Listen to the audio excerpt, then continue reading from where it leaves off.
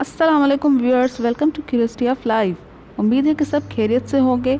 मेरा नाम है ज़रीन गुल सुमरो और आज का हमारा टॉपिक है ब्रायोप्सीडा यानी मोसेस, जो कि एक क्लास है ब्रायोफाइट्स की। सो व्यूअर्स, हम सब लोगों ने मोसेस देखी हुई हैं। जहाँ पर भी नमी वाली जगह होती है, मॉइस्ट एरियाज़ होती हैं, वहाँ पर ये मोसेस पाई जाती हैं। ये पत्थरों के ऊपर जो है ये ग्रीन कलर का ग्रास नहीं है, ये मोसेस हैं, क्योंकि पत्थरों के ऊपर ग्रास कभी भी नहीं उगती। ये बिल्कुल ग्रीन वेलवेट की तरह लगता है। ऐसा लगता है कि ग्रीन वेलवेट जो है वो रॉक के ऊपर चढ़ा हुआ है और ये बहुत ज़्यादा खूबसूरत लगता है। तो आइए जानने की कोशिश करते हैं कि कुदरत ने इनको किस तरह से बनाया हुआ है। इनका जो आउटर स्ट्रक्चर है वो कैसा है, इनर स्ट्रक्चर कैसा है और इनकी लाइफ साइकिल क्या है। ब्रायोप्सीडा बहुत बड़ी क्लास है ब्रायोफाइट्स की, और जैसा कि सारे ब्रायोफाइट्स जो हैं वो मॉइस्ट शेडेड और डैम्प एरियाज़ में पाए जाते हैं, छायादार नमी वाले इलाके में पाए जाते हैं। वैसे ही मोसेस भी नमी वाले इलाके में और छायादार इलाके में पाए जाते हैं। इनकी अराउंड 12,000 स्पीशीज़ हैं पूरी दुनिया में, और इनका जो गेमेटोफाइट है वो ज़्यादा एडवांस है। जो प्रीवियस हम लोगों ने 2 क्लासेस पढ़ी हैं, लिवरवर्ट और हॉर्नवर्ट, उनसे ज़्यादा एडवांस गेमेटोफाइट है इसका। न्यू व्यूअर्स के लिए मैं यहाँ पे रिपीट करती चलूँ कि गेमेटोफाइट हम ब्रायोफाइट्स की प्लांट बॉडी को कहते हैं।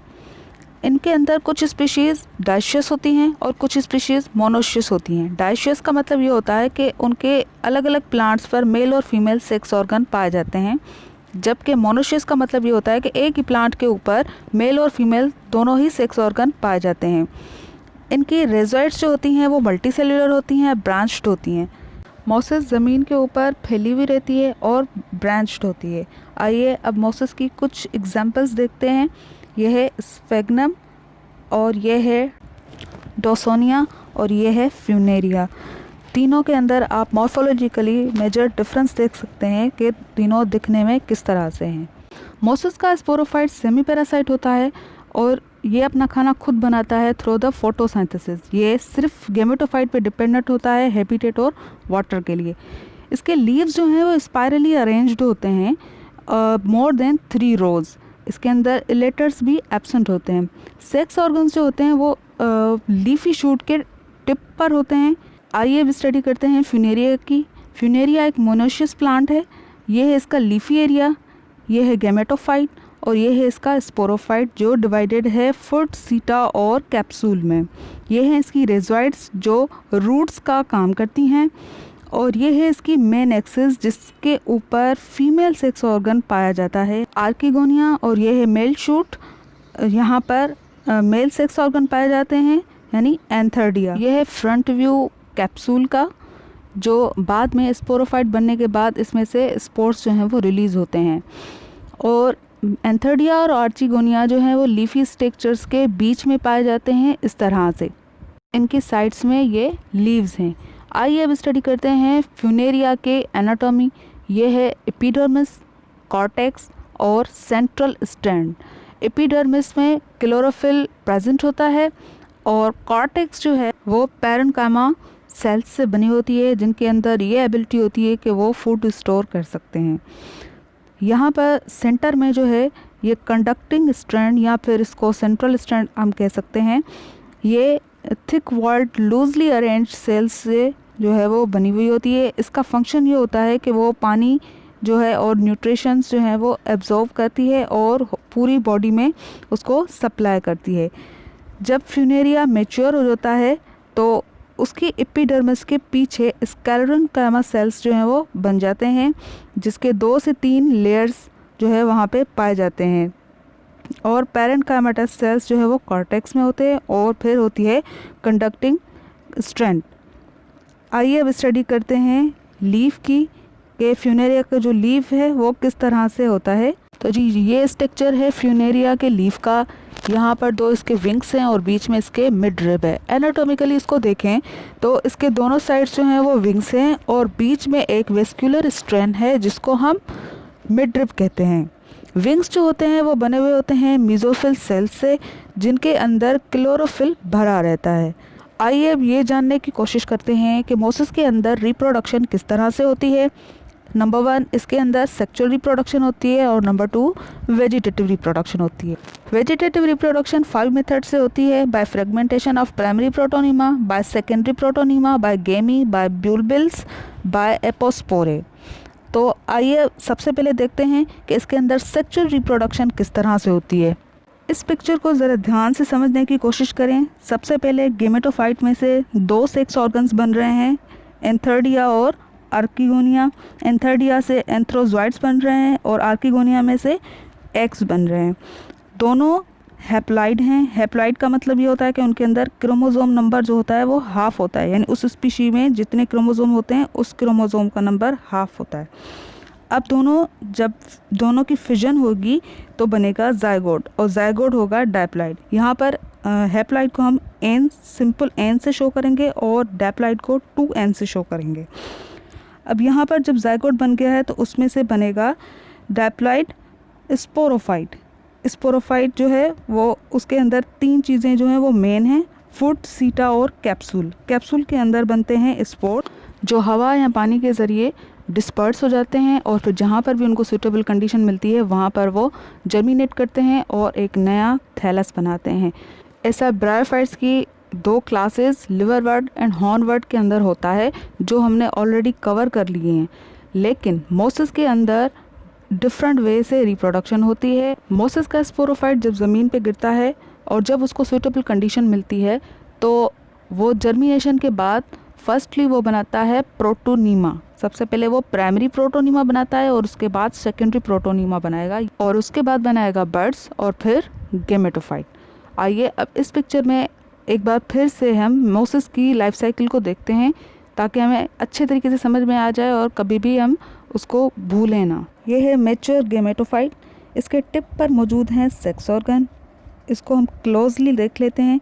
ये यहाँ पर यह एंथर्डिया और यह है आर्चिगोनिया और इनके अंदर एग मौजूद है आर्चिगोनिया के अंदर और एंथर्डिया के अंदर एंथ्रोजॉइड्स या फिर स्पर्म्स जो हैं वो मौजूद हैं। अब इनके अंदर होगी फर्टिलाइजेशन थ्रू वाटर और विंड और बनेगा जाइगोट। अब यहाँ पर आप क्लियरली ये देख सकते हैं कि जाइगोट जो है वो एम्ब्रियो बना रहा है और वो एम्ब्रियो बन रहा है फीमेल गेमेटोफाइट के अंदर और वहाँ पर एम्ब्रियो को हम स्पोरोफाइट भी कह सकते हैं जिसके अंदर अभी ये ग्रो कर रहा है और फुट, सीटा और कैप्सूल बना रहा है। एक और बात कि स्पोरोफाइट जैसे ही ग्रो करेगा आप देख सकते हैं यहाँ पर ओवरी का जो ऊपर वाला पार्ट है उसको ये बस्ट करके बाहर निकला है। तो वो जो बस्ट किया हुआ पार्ट है वो ओवरी का उसी स्पोरोफाइट के ऊपर चिपक जाता है जिसको हम क्लेप्ट्रा बोलते हैं। बाद में वो क्लेप्ट्रा वहाँ से निकल जाता है और अब कैप्सूल का फ्रंट व्यू जो है वो एक्सपोज हो जाता है। इसको एक बार फिर से देख लेते हैं। ये है कैप्सूल का फ्रंट व्यू, ये है इसके पेरिस्टोम टीथ्स। ये पेरिस्टोम टीथ्स विंड या फिर वाटर के ज़रिए मूव करेंगे और इसमें से सारे स्पोर्स जो हैं वो बाहर चले जाएंगे जिसको हम डिस्पर्शन कहते हैं और वो जाकर कहीं भी गिर जाएंगे और रेस्टिंग कंडीशन में चले जाएंगे। उसके बाद जब उनको सूटेबल कंडीशन मिलेगी तो वो जर्मिनेट करना शुरू करेंगे और बनाएगा प्राइमरी प्रोटोनीमा और उसके बाद फिर सेकेंडरी प्रोटोनीमा। दोनों में आप फ़र्क भी देख सकते हैं। प्राइमरी प्रोटोनीमा जो है वो उतना एडवांस नहीं है जबकि सेकेंडरी प्रोटोनीमा काफ़ी एडवांस है और उसके अंदर गेमेटोफाइट भी बन गया। इसी तरह मोसस की लाइफ साइकिल रिपीट होती रहती है और मोसस जो है वो स्प्लिट होती रहती है। आइए अब देखते हैं कि मोसस के अंदर वेजिटेटिव रिप्रोडक्शन किस तरह से होती है। तो सबसे पहले है fragmentation of primary protonema. Primary protonema बनता है स्पोर की जर्मिनेशन से। उसके बाद वो स्पोर जो है वो जर्म ट्यूब निकालता है, फिलामेंट्स निकालता है, रेजोइड्स एंड बड्स बनाता है। उसके बाद इन सारे स्ट्रक्चर्स पर ट्यूबर लाइक बड्स बन जाती हैं जो बहुत ज़्यादा होती हैं और जब अनफेवरेबल कंडीशंस होती हैं तो प्रोटोनीमा ब्रेक हो जाता है और छोटे छोटे फ्रेगमेंट्स बनाता है और हर एक फ्रेगमेंट में बड्स लगी हुई होती हैं जो ट्यूबर लाइक दिखती हैं और फिर जब फेवरेबल कंडीशंस होती हैं तो हर एक फ्रेगमेंट जो है एक न्यू प्लांट बना लेता है। नेक्स्ट है by secondary protonema. Secondary protonema primary protonema से ही बनता है लेकिन ये स्पोर से नहीं बनता बल्कि प्राइमरी प्रोटोनीमा जो है उसको और ज़्यादा एडवांस कर लेता है। इसके अंदर भी जो है रूट, स्टेम और लीव्स के अंदर बड्स बन जाती हैं और बाद में जब फेवरेबल कंडीशन उनको मिलती है तो ये बड्स जर्मिनेट करती हैं और एक न्यू प्लांट बना लेती हैं। थर्ड है बाय बुलबिल्स।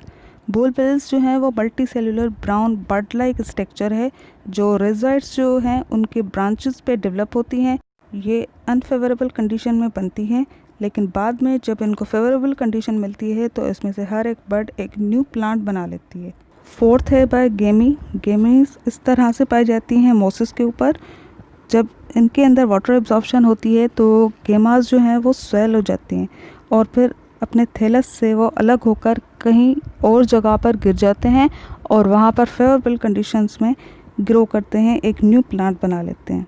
फिफ्थ है बाय एपोस्पोरे। हम लोगों ने मोसिस का स्पोरोफाइट देखा है और वो होता है डायप्लाइट। उनके कैप्सूल के अंदर होती है मियोसिस जिससे बनते हैं स्पोर्स और वो स्पोर्स बाद में प्रोटोनिमा बनाते हैं और फाइनली गेमेटोफाइट बनाते हैं। लेकिन एपोस्पोरे जो है वो एक एबनॉर्मल कंडीशन है जिसके अंदर डायप्लाइड स्पोरोफाइट जो है वो डायरेक्ट गेमेटोफाइट बनाता है और उसके अंदर कोई मियोसिस नहीं होती जो क्रोमोसोम्स का नंबर जो है वो रिड्यूस कर सके। नॉर्मली गेमेटोफाइट जो है वो हैप्लॉइड होता है जो स्पोर्स से बनता है, लेकिन एपोस्पोरे के अंदर गेमेटोफाइट जो है वो नॉन स्पोरोजिनस सेल्स से बनता है और वो डायप्लॉइड होता है।